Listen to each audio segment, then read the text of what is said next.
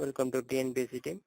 Last time வீடியோவில் நம்ம பிரிட்டிஷ்காரர்கள் அவங்க வந்து எப்படி ஸ்பானிய கப்பலை வந்து தோற்கடிச்சு அப்புறம் ஐரோப்பிய வணிக கடலில் வந்து எப்படி வலிமை பெற்ற நாடாக மாறினாங்க, அதுக்கப்புறம் எப்படி வந்து கிழக்கிந்திய கம்பெனி உருவாச்சு, அப்புறம் இந்தியா கிட்ட எப்படி வந்து நம்ம இந்தியாவில் அவங்க வணிகம் செய்வதற்கான உரிமை ஜஹாங்கீர்கிட்ட இருந்து பெற்றாங்க, எந்தெந்த இடத்துல வந்து வணிக தலங்கள் அமைச்சாங்கன்னு பற்றி பார்த்தோம்.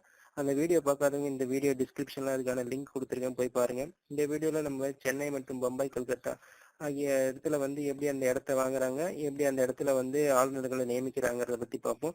இந்த வீடியோவில் நம்ம வந்து சென்னை மற்றும் பம்பாய் அதை ரெண்டை பத்தி பார்ப்போம். ஃபர்ஸ்ட் எடுத்து சென்னை பாருங்க.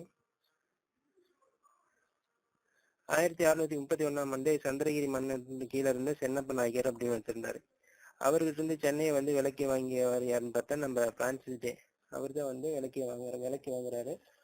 அதே வந்து இன்னொரு புக்ல பாத்தீங்கன்னா, வரலாற்று புக்ல பிரான்சிஸ் டே வந்து மதராசப்பட்டினத்தை வந்தவாசி நவாப் அதாவது வெங்கடாஸ்திரிட்டு இருந்து 1639 ஆகஸ்ட் மாசம் 22ஆம் தேதி வாங்குறாருன்ட்டு அந்த பத்திரப்பதிவு பாத்தீங்கன்னா ஆகஸ்ட் மாசம் 22ஆம் தேதி நடந்துச்சு அப்படிங்கிறாங்க.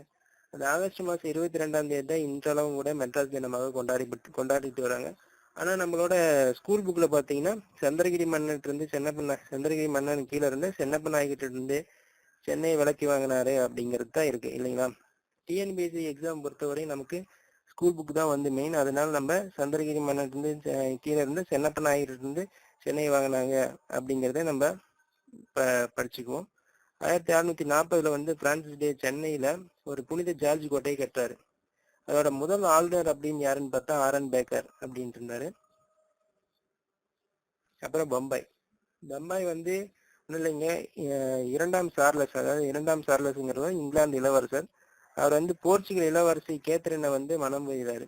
அதுக்காக வந்து போர்ச்சுகீஸ் இளவரசி கேத்ரினை மனம் புரிஞ்சதுக்காக இரண்டாம் சார்லஸ்க்கு போர்ச்சுகீஸர் என்ன பண்றாங்கன்னா பம்பாயை சீதனமா கொடுக்குறாங்க.